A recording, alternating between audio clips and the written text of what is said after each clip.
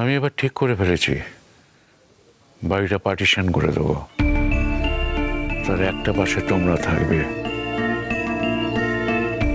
আর আমার বাড়ি ছেড়ে তোমাকে কোথাও যেতে দেবো না। বাবা, বাবা, আমি আবার ঘুরে দাঁড়াতে চাই, আর আপনি আমাকে তাতে সাহায্য করবেন, এটাই আমার আপনার কাছে প্রার্থনা।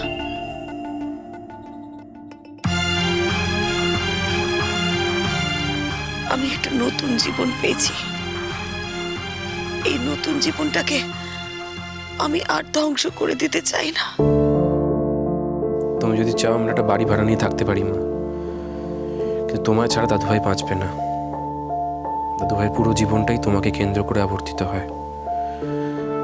আজকে তোমাকে কেন্দ্র করেই কিন্তু পিসিমণি পাপার সাথে দাদুভাইয়ের সম্পর্ক খারাপ হয়েছে, ইনফ্যাক্ট আম্মির সাথেও। তুমি বাড়ি ছেড়ে চলে গেলে দাদুভাই পারবে না মা। বৌদি, এই ব্যাপারটা তোমাকে কিন্তু ভেবে দেখতে হবে। কেন বাবা? আমি তো আপনাকে পরিষ্কার বলেছি আপনি আপনার ছেলেকে বাড়িতে নিয়ে আসুন, তার বিয়ে দিন আবার নতুন করে। মা তো বোধহয় এর মধ্যে আশীর্বাদ সেরেও ফেলেছে। সত্যি কথা বলতে কি, আপনি তো কিছু আটকে রাখতে পারবেন না বাবা। যেভাবে আছে তার থেকে একটা স্ট্যাটাস থাকাটা তো ভালো। তিথি যেভাবে ওই বাড়িতে আছে তার থেকে ও যদি ওর নিজের বাড়িতে এসে থাকে সেটা তো অনেক ভালো। আমি যদি ওই বাড়িতে থাকি এসব কিছুই হবে না। বললাম তোমার পার্টিশন করে দেবো। ওদের যদি থাকতে লজ্জা না করে তোমার কিসের লজ্জা? ওই মহিলার কি আদৌ লজ্জা আছে? শুধু তোর জুন আন্টিকে দোষ দিয়ে লাভ নেই, তাই না? তার সাথে তো অনিন্দুদাও জড়িয়ে আছে, এবার একটা বাচ্চা মেয়েও জড়িয়ে আছে। শুধু জুনকে দোষ দেওয়াটা ঠিক হবে না। হ্যাঁ, ঠিক বলেছো পিসমশাই।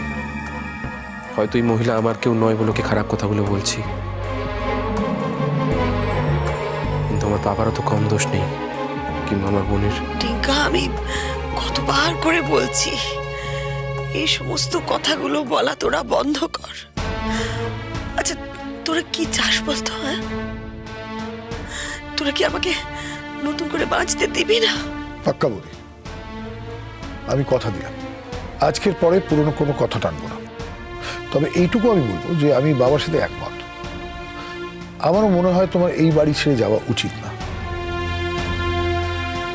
দেখো বলি, তুমি সত্যি যদি ঘুরে দাঁড়াতে চাও বা পারো, তাহলে ওদের রিলেশনশিপকে অ্যাকসেপ্ট করে নাও। এই কথাটা উঠছে কেন? ওই মহিলা তো পাপাকে বিয়ে করতে পারবে না।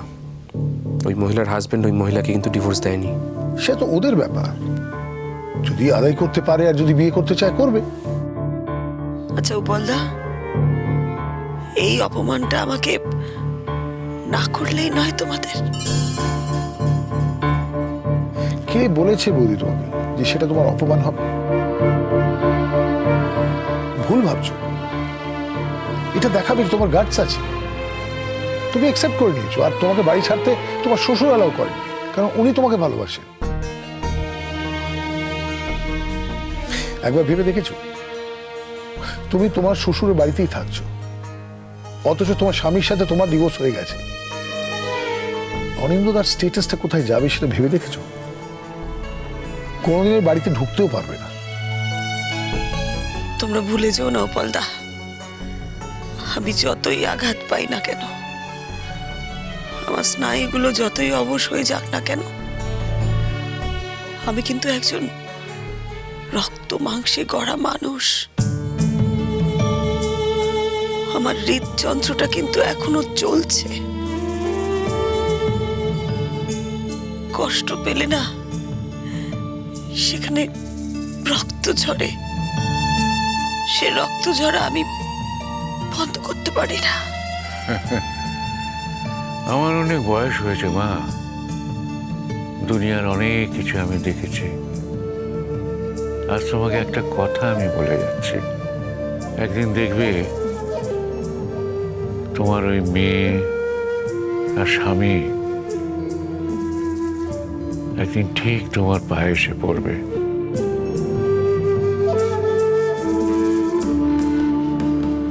সেদিন তুমি ওদের পায়ে জায়গা দেবে কিনা সেটা তোমার ব্যাপার। দেব না বাবা, কাউকে জায়গা দেব না। আমি আর মনেই করি না আমার কোনো মেয়ে আছে। আমি আর মনেই করি না যে এতগুলো বছর আমি কারোর নামে সিঁদুর পড়েছি। আজ থেকে আমি শাখা পলা সিঁদুর কিচ্ছু পরব না। সব ছেড়ে দিলাম, আমি সব ছেড়ে দিলাম।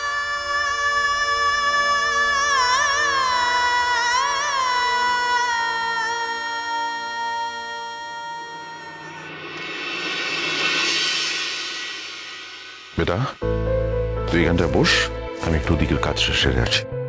যা বাবা, বেটা। মায়ের ট্রিটমেন্টের খরচাটা তুমি পে করবে না, সেই জন্য লোনটা নিচ্ছ। এটা তো আমার দায়িত্ব।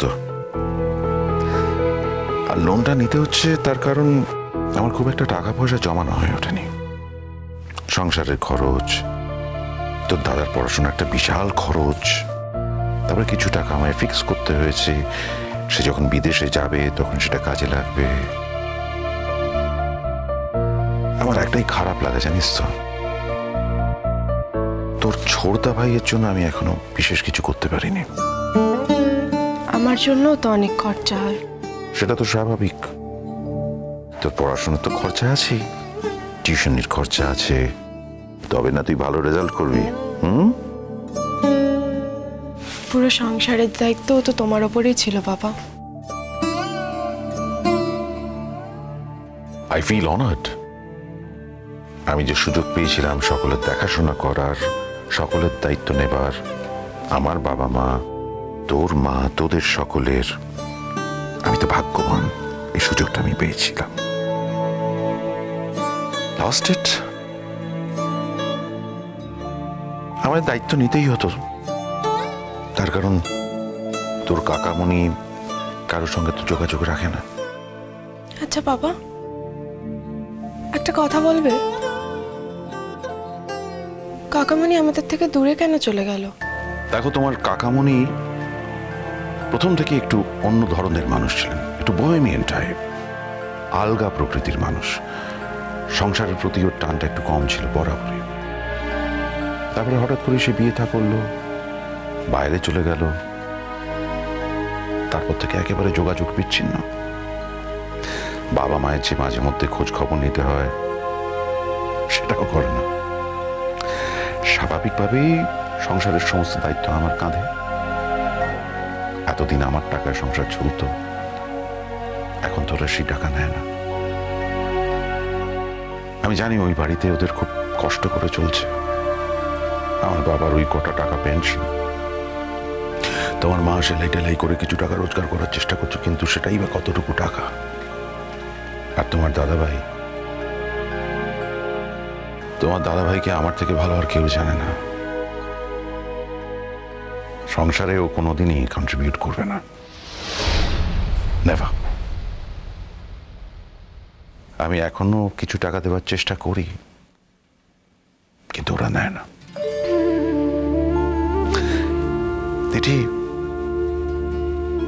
মাঝে মাঝে নিজেকে বড় অসহায় লাগে, জানিস তো, হেল্পলেস। তোমার ভেতরে ভেতরে খুব কষ্ট হয়, তাই না বাবা? এখন তো জুন আন্টির বাড়িতেও অনেক টাকা খরচা করতে হচ্ছে তোমাকে। দেখ, যেখানে আছি সেখানে তো খরচ করতেই হবে, কন্ট্রিবিউশন তো লাগবেই। তোমার জুন আন্টির যাতে কখনো মনে না হয় যে আমরা তার উপর প্রেশার ক্রিয়েট করছি।